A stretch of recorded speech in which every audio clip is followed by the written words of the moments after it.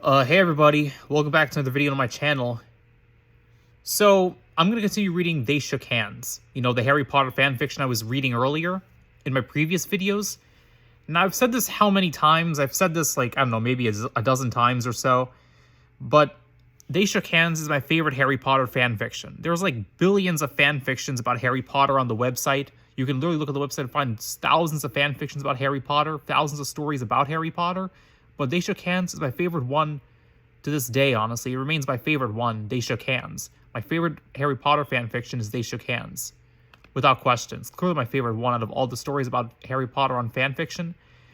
They Shook Hands is my favorite one. But let me continue reading.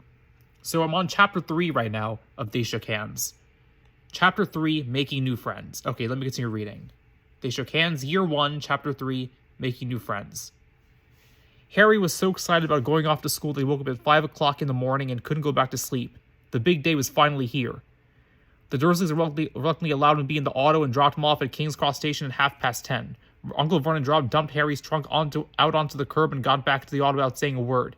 Harry pulled the cart over, was about to ask for help, and the Dursleys drove off, giving him a face full of exhaust. Choking and coughing, Harry slammed most of his trunk onto the cart and wheeled inside. He pulled his ticket to see what platform he was leaving from and stared at it in amazement. We read platform 9 3/4. Was this some kind of a test? Was it a foolish joke? Seeing no alternative, he pushed his car down to where platforms 9 and 10 were and stared up at the big plastic numbers. There was only 9 and a 10. A passing guard was of no help. Harry tried not to panic as the last 2 minutes ticked away. He was stranded in the middle of a train station with a trunk he could hardly lift. His pockets were full of wizard money. He had no idea what to do. Hagrid must have forgotten to tell him something you had to do. It's like tapping the third brick on the lift to go into again Diagon Alley. Should he get out his wand and start tapping the ticket? Inspector stand between the platforms 9 and 10? Wervig gnawed at him. Why did he have to be here alone? Why can someone have told him out on this critical day? Hagrid said all the information was on the ticket. He told him the date, the time, and the platform number at the station, but it didn't say anything about actually finding the platform.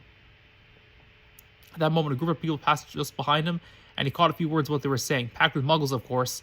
Harry's head snapped around sharply. The speaker was a plump woman who was talking to 4 boys, all with flaming red hair. Each was pushing a trunk like Harry's in front of him, and they had an owl. Hard hammering, Harry pushed his cart after them. They stopped, and so did he, just near enough to hear what they were saying. Now, what's the platform number? asked the boy's mother. 9 3/4, piped a small girl, also redhead, who was holding her mother's hand. Mom, can I go too? Next year, Ginny, next year. All right, Percy, you go first. Without what looked like the oldest boy marched towards platforms 9 and 10. Harry watched, careful not to blink in case he missed it, but just as the boy reached the dividing barrier between the 2 platforms, a large crowd of tourists came swarming in front of him, and by the time the last backpack had cleared away, the boy had vanished. Fred, your turn, the plump woman said. He's not Fred. I am, protested one of the twins. The other looked very hurt and cast some other reproachful glance. Honestly, woman, you call yourself our mother? Sorry, George, dear. George let up his car with the divider and flashed her a grin. Holy joshing, I am Fred, really, he said, and went off, and off he went. His twin called after him to hurry up, and must have done so because a second later he had gone, but how had he done it? Now the third brother was walking briskly towards the barrier. He was almost there, and quite suddenly he wasn't anywhere. There was nothing else for it. Somebody watching wasn't going to help him figure out the trick. Excuse me, Harry said to the plump woman. Hello, dear, she said. First time at Hogwarts? Ron's new, too. She wanted the last of the youngest of her sons. He was tall, thin, and gangly with freckles, big hands and feet, and a long nose. Yes, the thing is, said Harry hastily. The thing is, I don't know how to get onto the platform, she asked kindly. Harry nodded. Not to worry, she said. All you have to do is walk straight at the barrier there. Don't stop, don't worry about crashing into it, otherwise you will. Best do it at a bit of a run if you're nervous. Go on, go now before Ron. Thank you, he said, very nervous now. He pushed his trolley around and stared at the barrier. It looked very solid. He started to walk toward it. People jostled him on their way to platforms 9 and 10. Harry walked more quickly. He was going to smash right into the barrier, then he'd be in trouble. Leaning forward on his cart, he broke into a heavy run. The barrier was coming nearer and nearer. He couldn't be able to stop. The car too much momentum built up. He was a meter away. He closed his eyes, ready for the crash. It didn't come. He kept running and opened his eyes. A scarlet steam engine was waiting next to a platform packed with people. A sign overhead said Hogwarts Express, 11 o'clock. Harry looked behind him and saw a wrought iron arch where the barrier had been, with the words platform 9 3/4 on it. He'd made it. The platform was the most chaotic place Harry had ever seen, and included fire drills at school. Animals, children, and parents milled together. He pushed his cart down the platform in search of Draco, the only person he knew. It seemed impossible that he should find one person in the mob. He passed a round-faced boy who was saying, Gran, I lost my toad again. Oh, Neville, he heard the old woman sigh. A boy dreadlocks who was surrounded by a small crowd. The twins from that nice family were standing with him. Give us a look, Lee, go on. The boy lifted the box in his arms. The people around him shrieked and yelled as something inside poked out a long hairy leg. Harry, shouted a familiar voice. Harry turned and saw Draco rushing his way. Then he was there. Harry thought his friend might shake his arm off. "You made it," he said breathlessly. "I'm starting to worry." "Couldn't figure out how to get onto the platform," Harry replied. "I guess Hagrid forgot to tell me." Draco's upper lip curled back in a sneer, but he didn't say anything nasty. "I would have said something myself if I thought of it. Terribly sorry, so how'd you do it?"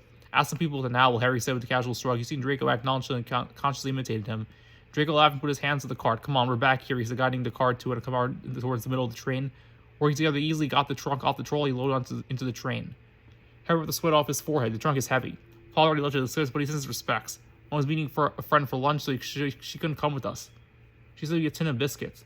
"I'll write her a thank you note immediately," Harry promised. Before Draco could answer, several of the children came piling into the car compartment. "It was a tarantula," one boy was saying. He was a little bit taller than Harry, with light brown hair that was cut short. He was already dressed in his school robes. "And how do you know that, Theo?" asked the girl, who almost looked like more of a boy than the boy did. She was a medium height and skinny. A tomboy if there ever was one. Her plain brown hair was straight and limp, reaching to her jawline.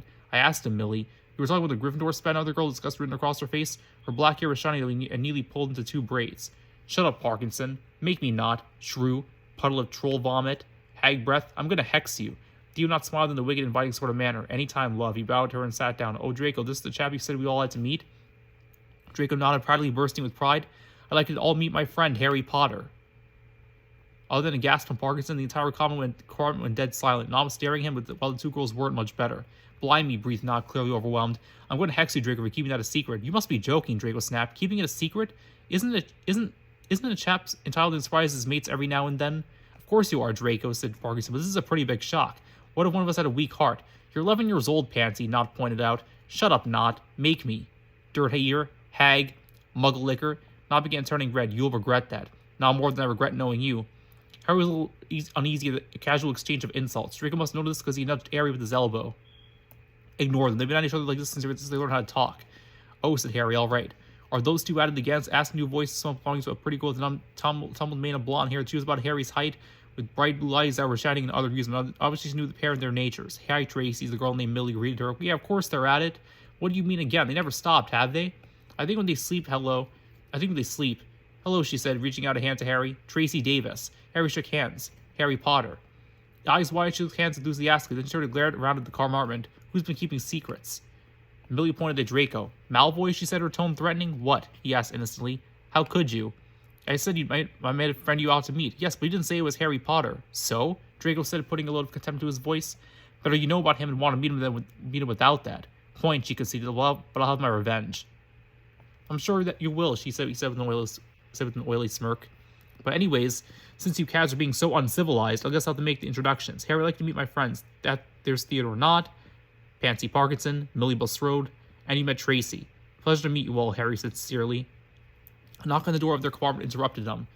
A tall older boy looked eerily like Draco stuck his head in. He had the same pale blonde hair, but with the same gray eyes. Even his chin was pointed, his posture very proper. "Everything good? Everything going well, my lads and ladies?" "Hi, Elon," Draco greeted his older brother. "I'm just looking on everyone before I go up to the front of the train. The privates have two compartments to themselves." Sure enough, a shiny silver badge pinned to his billowing black Hogwarts robe had the letter P on it. "Oh, are you a prefect?" Theo asked with total innocence. "Quiet, you," Elon bantered back. "I know I showed you the badge when you were up at the manor. I think we're all right, Elon." "Thanks," Draco said. "Very good," he said poshly. "If anything comes up, you know where to find me." "Yes, we'll be snogging my sister," said Tracy. Elon turned a most interesting shade of scarlet. He flipped without another word as the children laughed. Curtis Gruber had long experience in pushing his buttons. The whistle sounded. Everyone settled to a seat. 6 people fit in the compartment quite comfortably. Everyone had the space to stretch their legs out, and 3 people could stand without getting in each other's way. Later on, they introduced to Crabbe and Goyle. Their one compartment down playing Exploding Snap. Are those the two idiots from a couple of months ago?" Theo asked. "I've forgotten their names, so I tried to forget them entirely." "Yep. Yes, that's them. I was less than impressed with their combined intellect. I shall have nothing to do with them."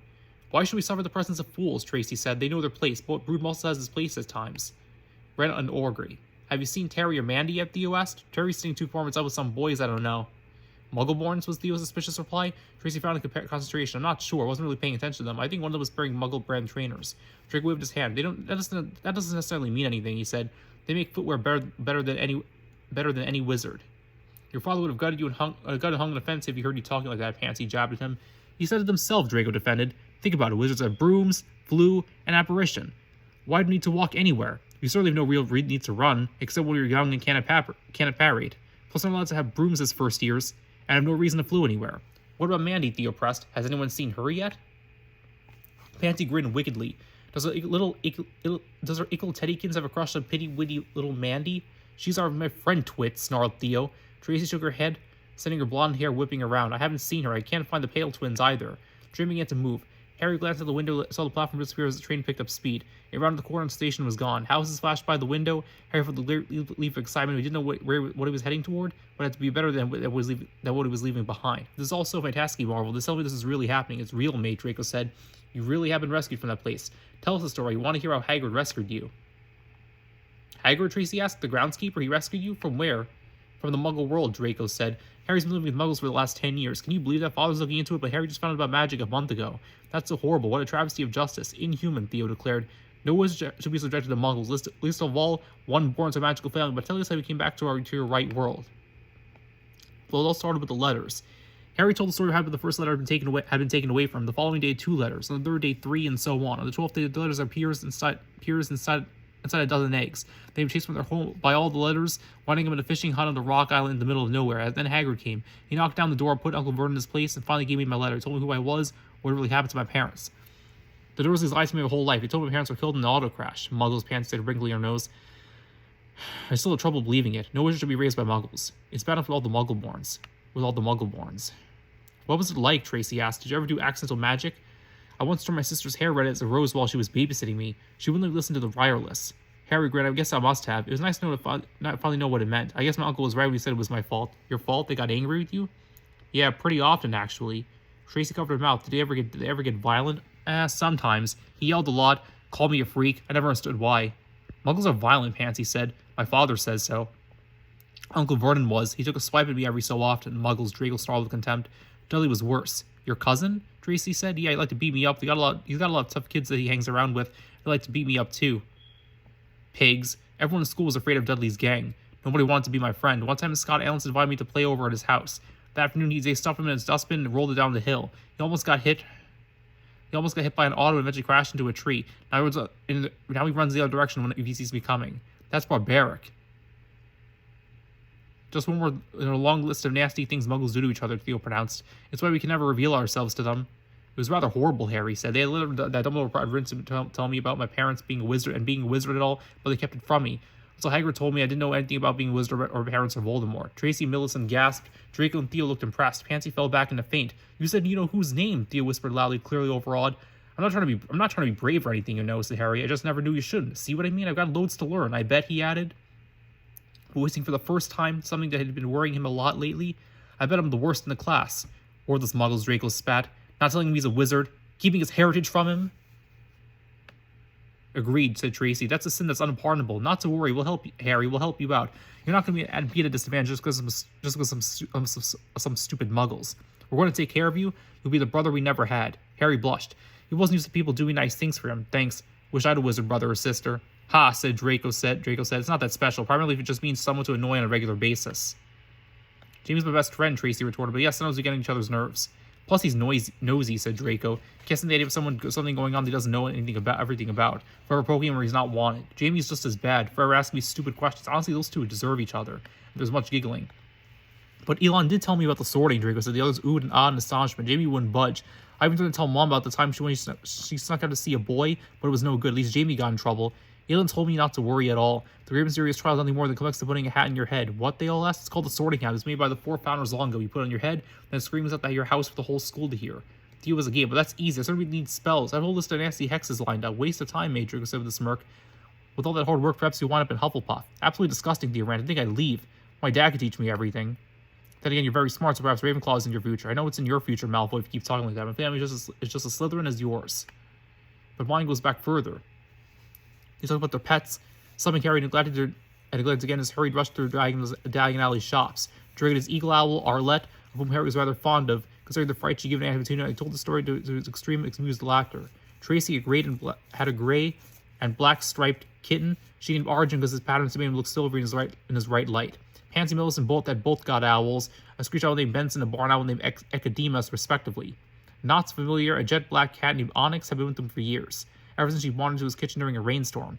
Harry struggled to keep all the names straight, knowing it was probably a futile effort.